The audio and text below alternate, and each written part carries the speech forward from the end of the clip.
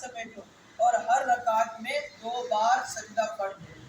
سجدے میں پیشانی جمنا یہ ضروری ہے۔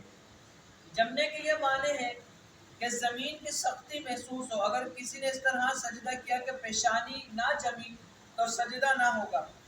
کسی نرم چیز پر سجدہ کیا، مثلا گھاس یا قالین یا گدا وغیرہ، اس پر سجدہ کیا، اگر پیشانی جم گئی یعنی اتنی دبی کہ اب دبانے سے نہ دبے تو سجدہ ہو جائے گا ورنہ نہیں ہوگا۔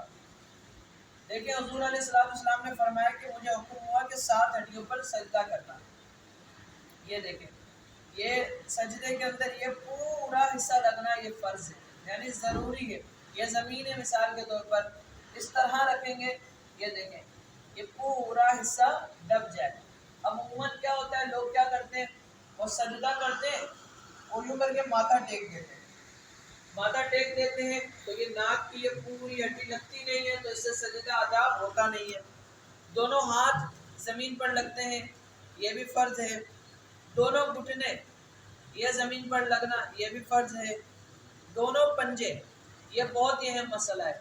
آپ نے عموماً دیکھا ہوگا جب کوئی سجدہ کرتا ہے، یہ دیکھیں سجدہ کر رہے ہیں تو یہ جو اس کے پنجے ہوتے ہیں انگلیوں کے، یوں کر کے کرنا کیا ہوتا ہے، ضروری ہوتا ہے، یعنی کہ موڑنا۔ اکرم بھائی کھڑے ہو کے بتائیں، سجدہ کریں سجدہ۔ یہ دیکھیں اگر آپ سب کی نظر جا رہی ہو تو ان کی انگلیاں بالکل دبی ہوئی ہیں۔ اب عموماً کیا ہوتا ہے، غلطی کیا کرتے ہیں، جب سجدہ ادا کرتے ہیں تو جو بندے کے پاؤں ہوتے ہیں نا، وہ کچھ لوگ ایسے ہوتے ہیں وہ یوں کر کے رکھتے ہیں، آپ نے دیکھا ہوگا۔ ایک انگلی کا یہ لگنا فرض ہے، صحیح ہے، 2 کا لگنا یہ واجب ہے۔ اگر انگلی نہیں جمی ہوئی ہوئی، پوری 5 کی انگلیاں اگر نہیں جمی ہوئی ہوئی تو سنت ادا نہیں ہوگی۔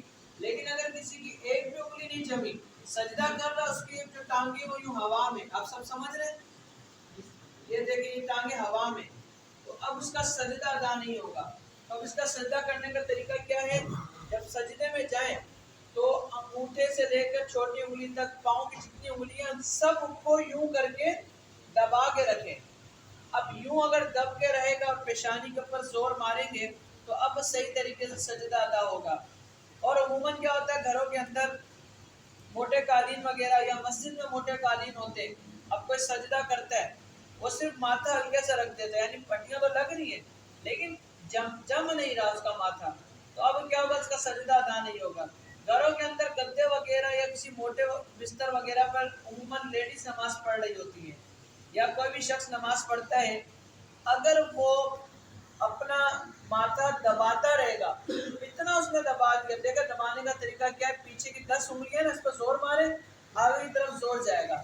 اب زور سے نا ماتھا دب رہا ہو، اگر کسی کی پیشانی نہیں دبے گی تو پھر اس کا سجدہ ادا نہیں ہوگا، تو سجدہ ادا نہیں ہوگا یعنی کہ فرض ادا نہیں ہوا۔ تو اس لیے اگر قالین وغیرہ ہے یا مسجد میں موٹا قالین بچھا ہوا ہے، اب آپ سجدہ کر رہے ہیں، اب آپ نے پورے زور لگا لیا، اب آپ کو پتہ ہے کہ اب میں اور زور لگاؤں گا تو یہ قالین دبے گا نہیں، میں نے پورا زور لگا دیا، تو اب سجدہ ادا ہو جائے گا۔ اور اگر آپ نے زور ہی نہیں لگایا، صرف ہلکا سا اپنا پیشانی کو جھکا دیا، رکھ دیا، تو اس سے سجدہ ادا نہیں ہوگا۔